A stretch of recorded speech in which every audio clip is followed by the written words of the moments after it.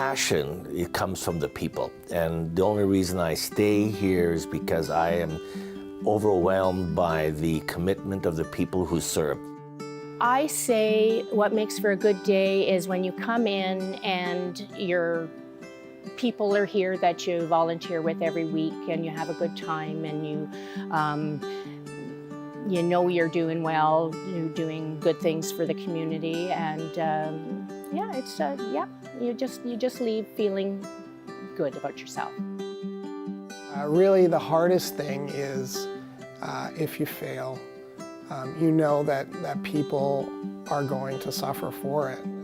We eat right from the first day of our lives, and if we don't have access to enough food, that has long-term ramifications.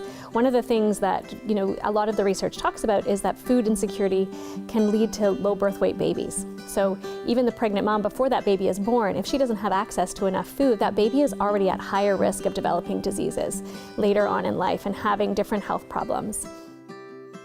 I remember one day, this was a couple years ago, a gentleman came here, he walked here, and he told me a story that he had a sick wife. They were both pensioners, struggling, and he was wondering if we could give him some food. And so, of course, we never turn anyone away. I gave him a couple of boxes of food, and this gentleman was probably 70 years old. He cried in front of me, and it was the most touching, I can't even describe it. It really hit me hard to see someone like that be so grateful to us for what we could do to help them. And that's what our job is. That's what I think my job is.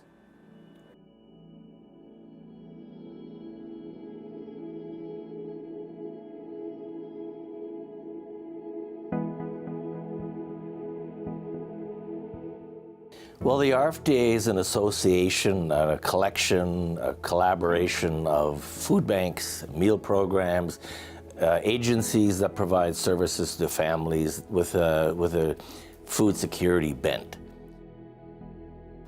The RFDA is a lot of things. The primary motto or mandate, if you will, is to let no one go hungry.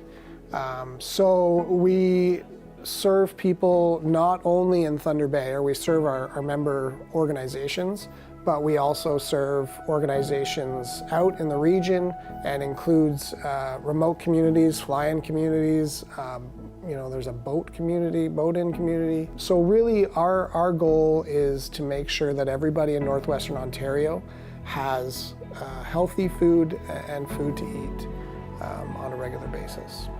About 11 different agencies came together, and if you ask our current chair, June Gosh, she'll tell you that it was one of the driving force came from some of those organizations, the churches that came together and says, we need to work together, because it made no sense at all to be independent, because the need was growing. It was actually the Salvation Army was probably the first food bank here in Thunder Bay, and they were part of this group. So they, after many successful years, it's been expanding. Now it's right across the city, right across the region. Meal programs, food banks have become institutionalized in the region, and we are certainly not one that promote that, but it is the reality, especially these times. I think we can look around our community and we can see that the vulnerable individuals in our community, that population is increasing on a rapid pace. I think without organizations like the RFDA, the Salvation Army, and many of our sister organizations out there, a lot of these people would have nowhere to turn. And I'm very proud and honored to be part of a larger group of people that are providing service to individuals in our community and making a difference. In Southern Ontario, they are very densely populated. They have manufacturing plants, they have agriculture, they have all the infrastructure available to them to be able to procure and distribute food across Southern Ontario. It's not the same here in Northern Ontario when you consider that we have an area the size of France. And there are probably 280,000 people spread across that expanse of land. but we don't have the infrastructure. We don't have the manufacturing. We have some agriculture, but it's really limited when you compare to the need. So for us, we are acting as a logistics, as a centralization, a redistribution center to help get food to places that where in the Southern Ontario you truck it there, but we truck, fly, boat, snowmobile. It takes all forms of transportation to get it to all the people who need food support. And I think in our case, where our movement now is to shift ownership, to shift participation right across the region with our First Nation partners. They have the leadership skills, they have the knowledge of the land and the peoples that we serve. So we're looking at forming meaningful relationships with the First Nation partners right across the region, and so we're in remote areas, which is pretty exciting and pretty scary. As the region mineralizes and becomes electrified, I think there's going to be a lot of opportunities, and we want to make sure that A, we put ourselves out of business, and B, we give the power, the autonomy to each of the communities. You know, probably my fondest memories have been working with the First Nations, and especially my first venture into the ice roads. The exciting part is that you learn about the diversity, the challenges that First Nations, you know, they've come to accept, but I had to learn the hard way, learning to sleep on the middle of an ice pack, being lost, having people come and rescue me, learning that how to survive in -40 when I'm on the ice roads. That's pretty exciting. So yeah, there's lots of stories, and then the, how shall I say, the joy and the reception I always got wherever I went in a different community. I mean, that was very rewarding. I think the general public doesn't realize that we aren't just a Thunder Bay organization. We're based here, and most of our member food banks are here, but we have members in the region. We have First Nation communities that we serve. So I really want people to know that, because we serve an area the size of France. We have 8 or 9 staff, depending on the time of year, and it's hard, it's difficult, and we require funding, we require volunteers to get that work done. It's a lot of work.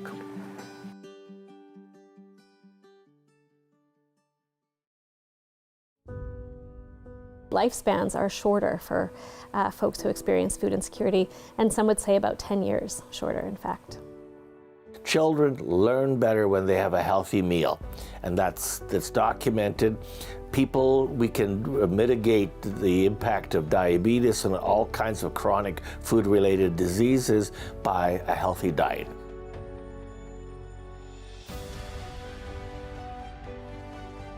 And then you go into the adult life, or to teens, right, and their ability to be productive in their workplaces. They don't have access to food, then it decreases their productivity in the workplace. So, you know, starting right from the prenatal, moving into the rest of our lives, there are implications across all of the members of our community.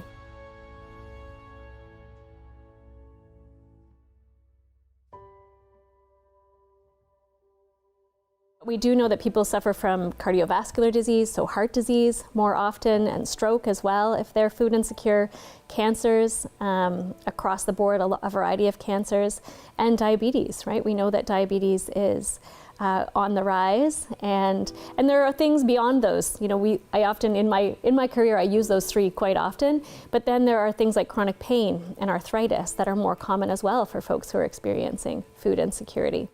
When we formed, we were vital because food banks and other food-related charities were fighting over donations from grocery stores in particular, but other organizations as well. So they came together to create one organization to distribute things equitably and efficiently. So it's been more cost-effective. It's been easier on the food banks, But then also because we have this building and we have the staff that we have and the infrastructure, we're able to ship out to those communities that are often neglected when it comes to food security, or the food is very expensive, and there are people living in poverty that have to deal with that.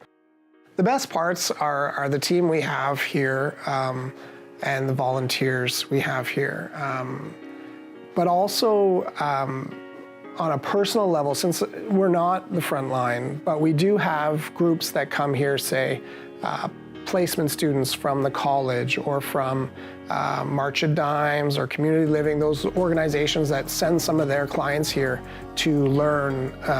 Usually it's in the kitchen. I think a lot of people know what we do, or our main purpose, and that's to distribute food into communities in the Northwestern Ontario and in Thunder Bay, but I think they don't really quite understand that we offer food education and food literacy programs.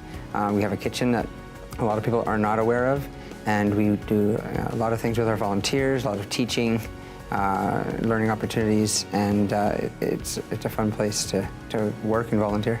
We bring in a lot of volunteers. They help process food, prepare meals. We have groups that specifically make sandwiches and soup from scratch for some of our members in the community.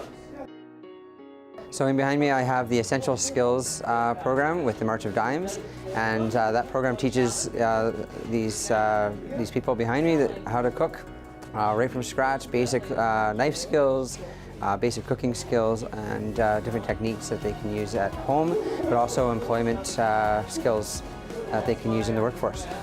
Tanner's a great influence, and he's able to not only work and teach me stuff, but to show these other young fellas how to cook. Like the fundamentals of life for these young guys is pretty important, and they're doing the initiative and they're going hands-on and they're all in, so it's working.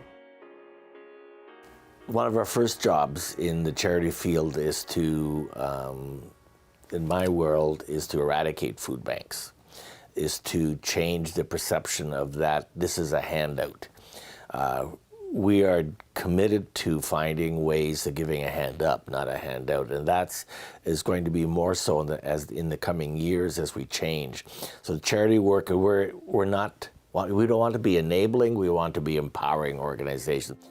Many of the programs that we do in our community, the RFDA helps to support. For example, our soup van, which goes out 365 days a year, the RFDA helps us with the soup and the sandwiches. We also run the second largest food bank in the city. Every second week we do up to 180 hampers, which we're very impressed with. Another thing that the RFDA helps us with is actually working, providing supplies for our kitchen at the JTL Center in Thunder Bay. The RFDA also helps us with our new nutrition program that we're running at St. James School. It's really gratifying helping people. I'm not on the front lines. You know, we distribute food to the organizations that give the food to the general public. But just knowing that what you're doing is making a difference for people at home, whether they can, feed a single mom feeding her kids, or a senior who's on a fixed income, just knowing that in some way the work here is improving the quality of life for people in our region and in our community. So I think it's really gratifying in that way. I love change, and so for me to see actually people moving through adversity, and when they're having challenges in their lives, and when we can somehow supply a little bit of support, we can direct them to services, to counseling. The best part is just seeing those lives changed and getting them back into the mainstream. Otherwise, there's some people, the elderly, the people who are shut-ins. There's something we can do about that. And we're really excited about the new programs we put in, where we're doing home deliveries, where we are helping those that need a little extra support. So that's exciting. For me, that's why I stick with it.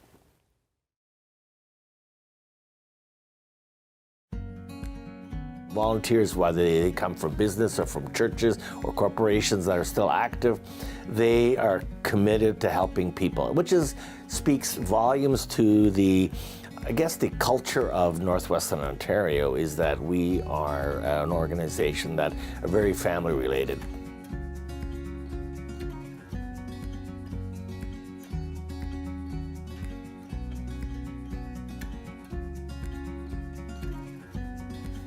I had been looking for a good fit volunteer-wise for a while, and anyway, I was just grocery shopping one day, and they happened to have a table outside the grocery store. RFDA was doing a food drive, so I stopped to donate, and then I was talking with the gal there and asking about the organization, and I thought, and she gave me the phone number, so I talked with Volker.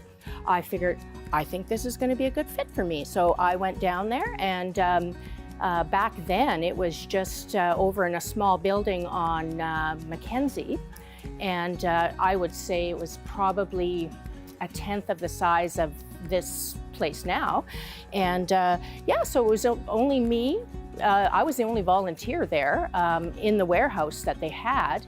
And basically back then, we sorted food, much like we do now, except it's on a bigger scale now. But I can't believe how the need has grown since then. You know, it surprises me and kind of saddens me at the same time, you know? My first thought would be, I volunteer because of gratitude. You say, well, that's kind of weird. But I'm thankful for the home life I was brought up in. And I was always taught it's better to give than receive, because if you got two hands out, you're always looking for things. But if you're able to give, you meet some beautiful people. But it also makes you a bit more rounded, because you see that things aren't always even keel. Things are not always fair.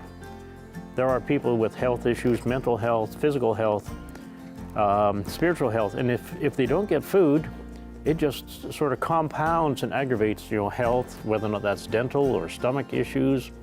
So yeah, it's been good to volunteer for me. I am known as Turkey Bill. The Dewdrop Inn, 3 times a year, has turkey dinners, and they'll feed 450 or 500 people. At one time, and again because I was a Dewdrop person, we used to clean turkeys at the church next to the Dewdrop for this day. Well, that's changed now, and RFDA prepares the turkeys for the Dewdrop. So what will happen is I'll come in on a Thursday, Tanner will cook 8 or 10 turkeys, and I will go from 9 o'clock till 12 o'clock taking apart these turkeys, white meat, dark meat, putting them into trays. Then when I have the trays full, I save all the skin. We put some broth from when the turkeys were cooked. We put the skin on top of the turkey. We put parchment paper and foil, wrap them up, and we freeze them. So that, I might have 8 or 10 turkeys one day, and we usually need to be 24 and 32 turkeys to go there. So around here, people see me all the time cleaning turkeys, so I'm Turkey Bill. So the community gardens is properties that's donated to us to utilize to garden in, and for myself, I'm a passionate gardener, so it's a hobby and a passion. But I also get to work with other individuals with the same interests that are also interested in providing healthy food for the food bank. Ultimately, our goal is to offer fresh, local produce to the individuals that we provide hampers to. And it's also an opportunity to work with students and to teach them about gardening. So yeah, we've had lots of students and families participate this year. We had an individual that came to garden that had just moved to Canada. She came from Nigeria, and every week she would come in with produce from her home, and she would ask us, what's this? And we would say it's rhubarb, and she would say, can I eat it? And then we'd give her recipes and kind of teach her. And so whatever we grew, we sent home with her too and kind of showed her how to use it. So it's kind of fun. There's tons of different volunteer opportunities here. If you're more, kitchen oriented, then there's tons of things to do volunteer wise there. In the warehouse, lots of things to do here too. We make hampers, we sort food that comes from the different stores. There's always sweeping the floor, cleaning the bathrooms, you name it. There's always something for everybody to do. It always comes down to money, really. We have to have staff to run some of our programs. We have to keep the lights on, we have to buy food. Buying food takes up about 85% of our budget, whether we're buying it or transporting it. So money is the big way to support the RFDA. It allows us the flexibility to do more things. Of course, volunteering is fantastic as well. We can't operate without our volunteers. Every day they're sorting food, making food hampers, making meals for the soup kitchens. And also people run food drives, and that's great as well. Whether you're at a school or a business or an organization or just somebody's birthday party, food drives are really fantastic. But the main thing is money that we're looking for, and that's always a need that we have. If this time of year, when I get a big donation, to be totally honest, when I get a corporation that says we want to give back, that's pretty cool. Because that tells me that the message is getting out there. There are people, corporation businesses, agencies that want to do something. We've had organizations give financially, but also do turkey drives and do food drives. When I hear of another organization taking the initiative all on their own without being asked to give back, that's a good day. What I like most is all the volunteers coming together. You know, people are coming in from all walks of life, different demographics, different age groups, and different groups coming in, and they're just working together to get the job done. Whatever needs to get done, they're just getting along and having fun. A good day at the RFDA. Well, there's a few things. You know, you have a good group of volunteers in. Like to goof around with them a bit and you know, catch up with them. But you know, you get a big donation, a large donation that we can then share with our members, whether it's food or monetary. Yeah, I'm not sure. It's just a good day. You know, most days coming to work are good. They can be stressful, but sometimes it's the big victories, like the $50,000 donation, yay! And sometimes it's the little things, like we figure out a more efficient way to ship something, or to deliver, or something small that makes life easier for the staff around here. And also just the days that we get a thank you from somebody, or one of our member food banks. Those are really gratifying as well. A good day for me is, you know, deliveries show up on time, all the pickups are made. I'm surprised by, you know, like today, I got 778 kilos of sweet potatoes. You know, it's good to get fresh produce. People need fresh produce, yeah. So that makes for a good day when I get something that's, you know, good, and I know that I can stretch it and we can do different things with it. We process it and send it out whole. I think working here is one of the best jobs I've ever had, really. I mean, it's a tough job, don't get me wrong, but it's a positive job. You know, you're helping people. You're making a difference in their lives. That makes you feel good, right? So, yeah, it's one of the better jobs I've ever had. Good tidings we bring to you and your kin. Good tidings for Christmas and a Happy New Year. Whoa.